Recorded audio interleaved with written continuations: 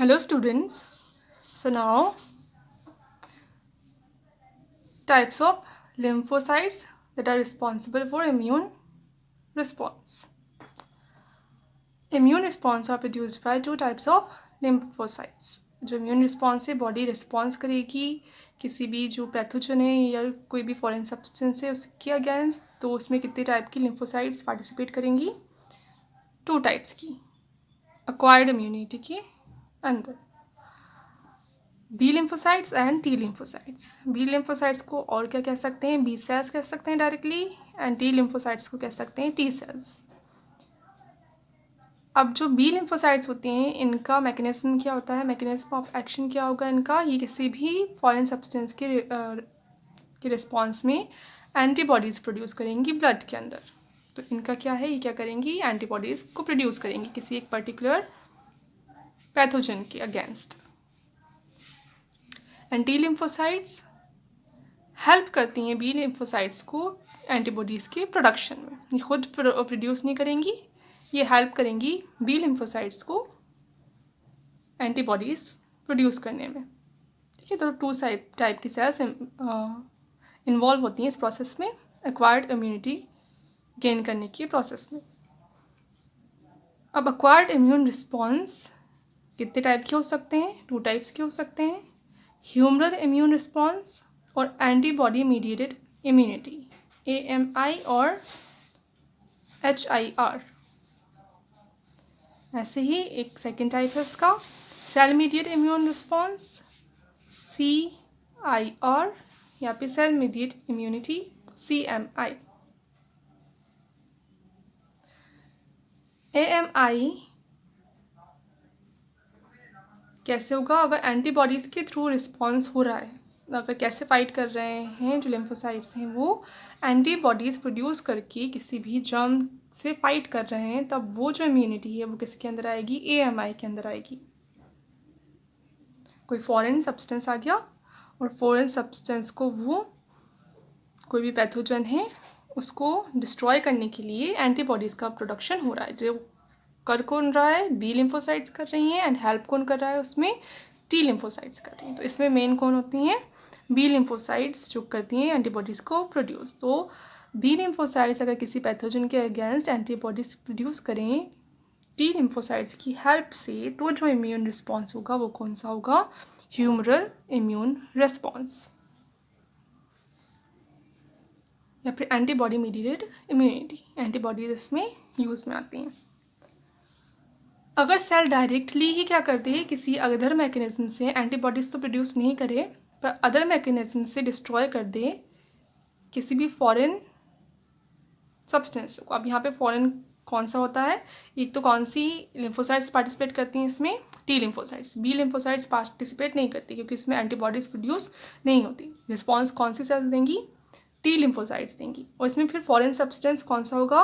Particularly कब होता है ये? जब ग्राफ्टिंग का कोई प्रोसेस होता है, मान लो ऑर्गन ट्रांसप्लांट करें, उस टाइम पे जो ट्रांसप्लांटेड पार्ट है, जिस पार्ट को ट्रांसप्लांट किया गया है, उसको क्या कहेंगे? ग्राफ्ट। तो ग्राफ्ट के रिजेक्शन के लिए रिस्पॉन्सिबल होता है ये रिस्पॉन्स। अगर किसी भी पेशेंट को कोई दूसरे इंडिविजुअल का कोई ऑर्गन ट्रांसप्लांट कर दें, कोई ग्राफ्ट है उसको ट्रांसप्लांट कर दें, तो उसको उसकी बॉडी, पेशेंट की बॉडी रिजेक्ट कर देती है। उस टाइम भी टी लिम्फोसाइट्स क्या करती हैं? उसे फॉरेन सब्सटेंस समझ के, फॉरेन थिंग समझकर उसको डिस्ट्रॉय करने लगती हैं और उसको रिजेक्ट कर देती हैं। तो तब जो इम्यूनिटी शो होती है वो कौन सी होती है? Cell mediated immunity. T lymphocytes जो सेल्स हैं डायरेक्टली ही उसको, ट्रांसप्लांट को, ग्राफ्ट को डिस्ट्रॉय कर देती हैं, उसके अगेंस्ट रिस्पॉन्स देती हैं। तो ये कौन सी होगी? Cell mediate immunity. तो अदर कोई भी सब्सटेंस है, कोई भी फॉरेन सब्सटेंस है, उसके अगेंस्ट एंटीबॉडीज़ बना रही हैं बी लिम्फोसाइट, सब तो होगी वो AMI। और अगर कोई ग्राफ्ट है, ग्राफ्ट के अगेंस्ट टी लिम्फोसाइट रिस्पॉन्स कर रही हैं किसी अदर मैकेनिज्म से अदर देन एंटीबॉडी प्रोडक्शन, तब उसको कहेंगे CMI। ठीक है, तो टू टाइप का इम्यून रिस्पॉन्स होता है एक्वायर्ड इम्यूनिटी के अंदर। Now what are antigens and antibodies? Antigens and antibodies क्या होते हैं? एंटीजन्स और क्या कहेंगे अपन, इम्यूनोजेंस भी कह सकते हैं। ऐसे ही एंटीबॉडीज़ को क्या कह सकते हैं यहाँ पर, इम्यूनोग्लोबुलिन्स भी कह सकते हैं। इम्यूनोजेंस क्योंकि किस प्रोसेस में ये फंक्शन कर रहे हैं, इम्यूनिटी रिस्पॉन्सेस में एक्ट करते हैं, इसलिए इनको क्या कहते हैं, इम्यूनोजेंस भी कहते हैं। एंटीजेंस क्या होते हैं, कोई भी सब्सटेंस है, फॉरेन सब्सटेंस जो किसी अदर इंडिविजुअल की बॉडी के अंदर एंटर कर जाए और उसकी बॉडी में एंटीबॉडीज़ के प्रोडक्शन को स्टिमुलेट करे। तो ऐसा कोई भी जो सब्सटेंस है उसको क्या कहेंगे फिर, एंटीजन। एंटीबॉडीज़ एंटीजेंस के अगेंस्ट जो सब्सटेंस प्रोड्यूस होते हैं वो होते हैं फिर एंटीबॉडीज़। एंटीबॉडीज़ को और कहेंगे अपन इम्यूनोग्लोबुलिन्स, क्योंकि प्रोटीन होते हैं ये। कौन से प्रोटीन होते हैं, ग्लोबुलिन प्रोटीन होते हैं और इम्यून रिस्पॉन्सेस में पार्टिसिपेट करते हैं, इसलिए क्या कहेंगे इनको, इम्यूनोग्लोबुलिन्स। अब इसकी स्ट्रक्चर देखें तो इसकी स्ट्रक्चर कैसी होती है, वाई शेप्ड होती है। कैसी होती है, इसका शेप कैसा होता है, वाई शेप्ड, देखने में वाई जैसा लगेगा। अब इसमें चेन्स होती हैं, प्रोटीन है, पेप्टाइड चेन्स का बना हुआ होगा। इसमें 4 चेन्स होती हैं टोटल, इनमें से 2 चेन्स तो होती हैं कंपेरेटिवली, उनकी लेंथ होती है ज़्यादा, और 2 चेन्स की लेंथ कंपेरेटिवली कम होती है। तो जो ज़्यादा लेंथ के जो चेन्स हैं उनको कहेंगे हैवी चेन्स, तो ये वाली और ये वाली, ये 2 जो चेन्स हैं, ये पेप्टाइड चेन्स हैं, ये क्या हैं, हैवी, तो इनको कहेंगे हैवी चेन्स या फिर एच चेन्स। और 2 होंगी स्मॉलर साइज़ की, लेंथ इनकी कम होगी, इनको कहेंगे फिर लाइट चेन्स और एल चेन्स। तो टोटल कितनी चेन्स हैं इसके अंदर, 4 चेन्स हैं, 4 में से 2 हैं हैवी एंड 2 हैं लाइट। इसलिए एंटीबॉडी को कैसे रिप्रेजेंट करते हैं, H2L2, heavy chains 2 and light chains 2। अब इनके टाइप्स होते हैं फिर अलग अलग। एंटीबॉडीज़ कितने टाइप की हो सकती हैं, इन टोटल 5 टाइप्स की हो सकती हैं, IgG, IgA, IgM, IgE and IgD।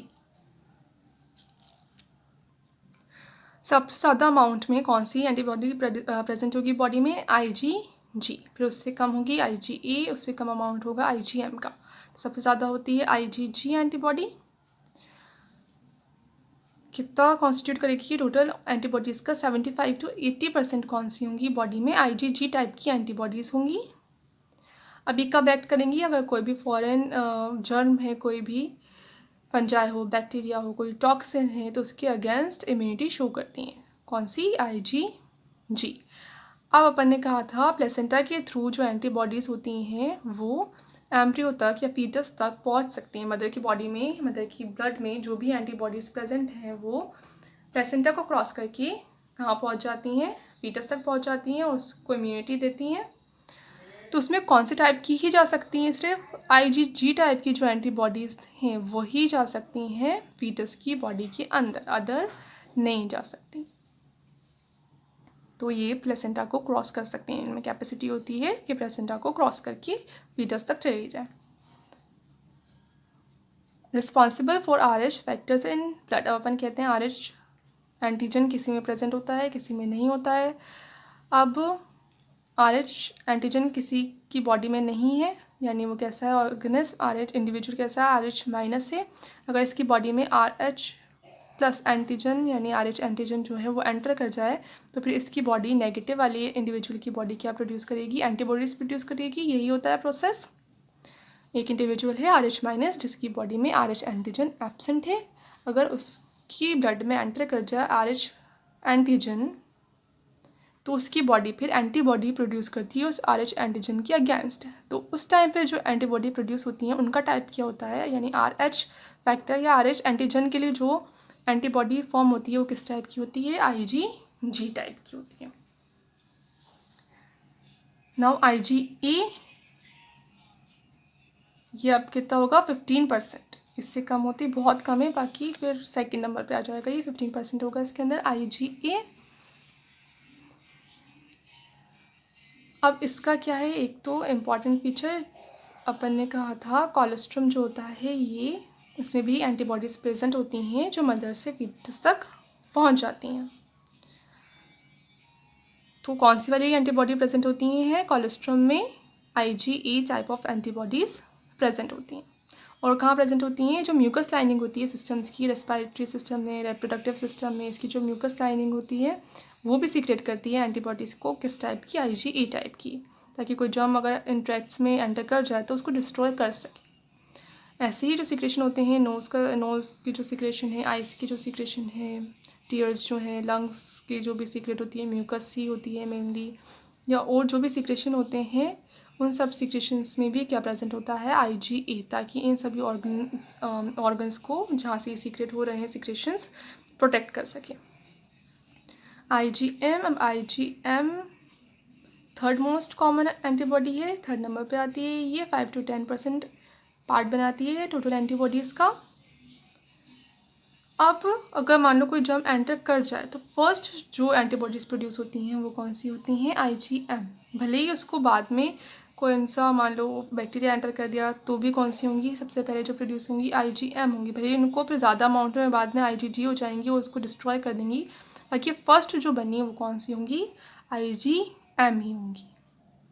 और साथ में जो ABO ब्लड ग्रुप में जो एंटीबॉडीज़ की बात करते हैं अपन, वो कौन सी होती हैं फिर, IgM। मान लो कोई इंडिविजुअल है, A- है, इसको अपन A है मान लो कोई इंडिविजुअल, इसके अंदर एंटीजन कौन सा होगा, A। अब मान लो इसको B का ब्लड डोनेट कर दें जिसमें एंटीजन कौन सा है, B, तो इसकी बॉडी में कौन सा एंटीजन पहुंच जाएगा, B। अब B एंटीजन के अगेंस्ट इसमें कौन सी एंटीबॉडीज़ प्रोड्यूस होंगी, कैपिटल है ना,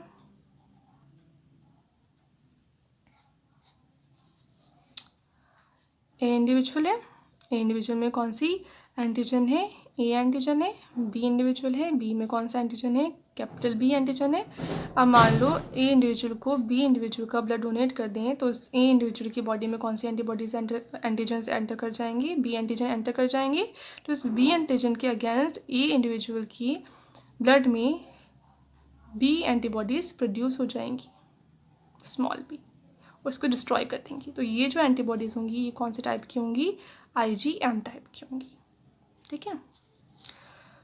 नाउ IgE सबसे कम होती हैं, उनसे कंपेयर IgD होती हैं, बाकी IgE ही बहुत कम हो जाती हैं।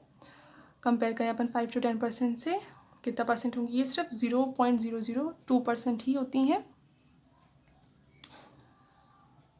किसके रिस्पॉन्सिबल हैं, जो भी एलर्जिक रिएक्शंस होती हैं उनके लिए कौन सी एंटीबॉडीज़ रिस्पॉन्सिबल होती हैं, IgE एंटीबॉडीज़ रिस्पॉन्सिबल होती हैं।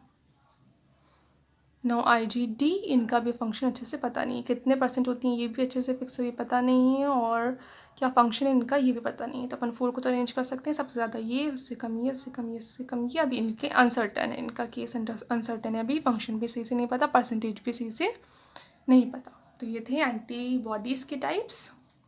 मेन क्या ध्यान रखना है इसमें, मेन चीज़ है एक तो कोलेस्ट्रॉल में कौन सी प्रेजेंट है, IgA प्रेजेंट है,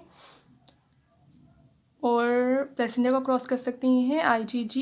फर्स्ट प्रोड्यूस कौन सी होती हैं, IgM। एंड एलर्जिक रिएक्शन में कौन सी पार्टिसिपेट करती हैं, IgE। ये क्वेश्चंस आते हैं mostly. Now vaccination and immunisation. अब वैक्सीनेशन का प्रोसेस बता दिया था पहले भी। वैक्सीनेशन के प्रोसेस में क्या होगा, बॉडी में कोई भी इनएक्टिवेटेड स्टेज में कोई भी पैथोजन है उसको एंटर करवा देते हैं अपन थ्रू ऑरल ड्रॉप्स और इंजेक्शन।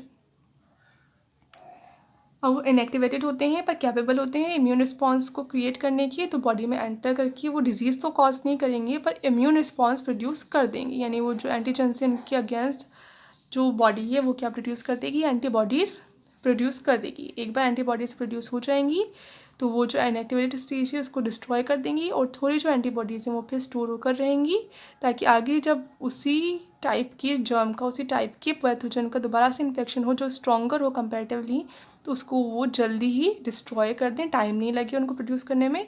साथ में मेमोरी भी स्टोर हो जाती है, जो सेल्स होती हैं बी सेल्स टी सेल्स, इनमें मेमोरी भी स्टोर हो जाती है, तो वो जल्दी से फिर उनके अकॉर्डिंग सेकेंड टाइम पे जब इन्फेक्शन हो तब उसके अकॉर्डिंग अपनी मेमोरी के बेसिस पर क्या बना देती हैं, जल्दी से एंटीबॉडीज़ बना देती हैं, और सारा प्रोसेस जल्दी हो जाता है और बहुत बड़े लेवल पे होता है। तो जो नंबर ऑफ़ एंटीबॉडीज़ प्रोड्यूस होती हैं वो भी बहुत ज़्यादा होती हैं।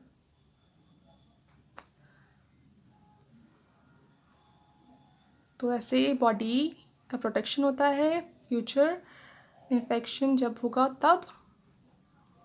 अब आजकल जो पहले तो क्या करते थे, जो डेड कोई पर्टिकुलर डिजीज़ कॉजिंग कोई ऑर्गेनिज्म है तो उसकी डेड इंडिविजुअल्स डेड ऑर्गेनिजम्स को या इनएक्टिवेटेड और ऑर्गेनिज्म को, वीक ऑर्गेनिज्म को बॉडी के अंदर ऐड करवा देते थे। तो वो जो पूरे ऑर्गेनिज्म होते हैं वो इम्यून रिस्पॉन्स को क्रिएट नहीं करते, उनके अंदर सिर्फ एंटीजन जो होते हैं, पर्टिकुलर सब्सटेंस होता है, वही इम्यून रिस्पॉन्स को कॉज करता है। तो आप क्या करते हैं, आजकल जो वैक्सीन्स बनते हैं उसमें पूरे इंडिविजुअल को बॉडी के अंदर एंटर नहीं करवाते, पूरा जो भी है वायरस है, बैक्टीरिया है, उसको पूरे को बॉडी के अंदर एंटर नहीं करवाते। सिर्फ जो उसका एंटीजन है जिसकी वजह से बॉडी में इम्यून रिस्पॉन्स क्रिएट हो रहा है, सिर्फ उस एंटीजन को बॉडी के अंदर वैक्सीनेशन के थ्रू एंटर करवा देते हैं। तो ये जो प्रोसेस है वो किसके अंदर आता है, फिर रिकॉम्बिनेंट डीएनए टेक्नोलॉजी के अंदर आता है। इसके अंदर जो एंटीजेनिक पॉलीपेप्टाइड्स हैं किसी भी पैथोजन की, उनको प्रोड्यूस कर देते हैं। एंटीजन्स को प्रोड्यूस कैसे करेंगे, पूरा मैकेनिज्म होता है रिकॉम्बिनेशन का, जो आगे स्टडी करेंगे।